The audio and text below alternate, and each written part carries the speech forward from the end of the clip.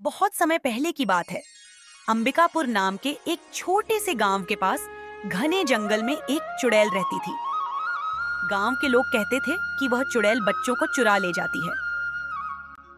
इसीलिए गांव के सभी माता पिता अपने बच्चों को शाम के समय बाहर खेलने से मना कर देते थे। उस गांव में एक नटखट लड़का था जिसका नाम सोनू था। सोनू को कहानियां सुनना बहुत पसंद था। वह हमेशा सोचता था, क्या सच में चुड़ैल होती है या यह बस एक कहानी है। एक दिन उसकी जिज्ञासा इतनी बढ़ गई कि उसने चुड़ैल के बारे में सच पता लगाने का फैसला कर लिया। शाम का समय था।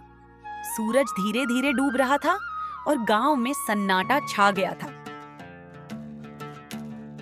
सोनू अपने दोस्त मोहन के पास गया और बोला, चलो जंगल चलते हैं और देखते हैं कि वह चुड़ैल सच में है या नहीं।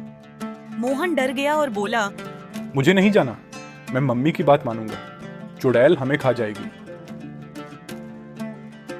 लेकिन सोनू अपनी जिद पर अड़ा रहा।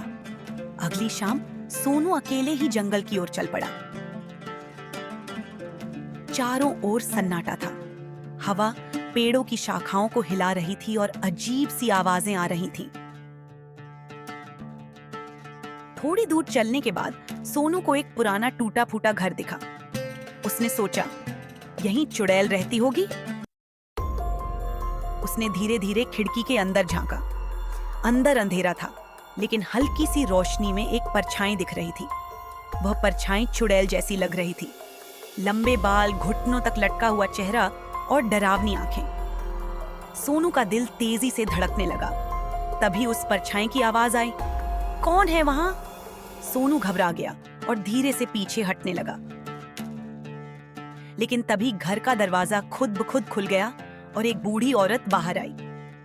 अरे, तुम यहाँ क्या कर रहे हो बच्चे? सोनू डरते हुए बोला, आप चुड़ैल हैं क्या? बूढ़ी औरत जोर से हंसी और बोली, अरे नहीं, मैं चुड़ैल नहीं हूँ। मैं तो यहाँ अकेले रहती हूँ। लोगों ने मुझे चुड़ैल समझ लिया है।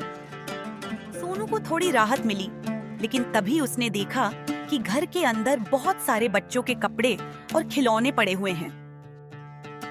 सोनू की आंखें चौड़ी हो गईं। वह समझ गया कि यह सच में चुड़ैल है जो बच्चों को चुरा लेती है। सोनू ने हिम्मत दिखाई। उसने अपनी गुलेल निकाली और चुड़ैल की ओर कंकड़ फेंका। चुड़ैल चीखी और गुस्से में सोनू की ओर बढ़ने लगी, लेकिन सोनू तेजी से दौड़कर गांव की ओर भागा। गांव पहुंचकर उसने सारी बात सबको बता दी। गांव के लोग लाठियां और मशालें लेकर जंगल की ओर गए। उन्होंने उस घर को चारों ओर से घेर लिया, लेकिन जब वे अंदर पहुंचे तो घर खाली था। चुड़ैल गायब हो चुकी थी। उसके बाद से गांव में बच्चों को बाहर जाने की अनुमति नहीं थी।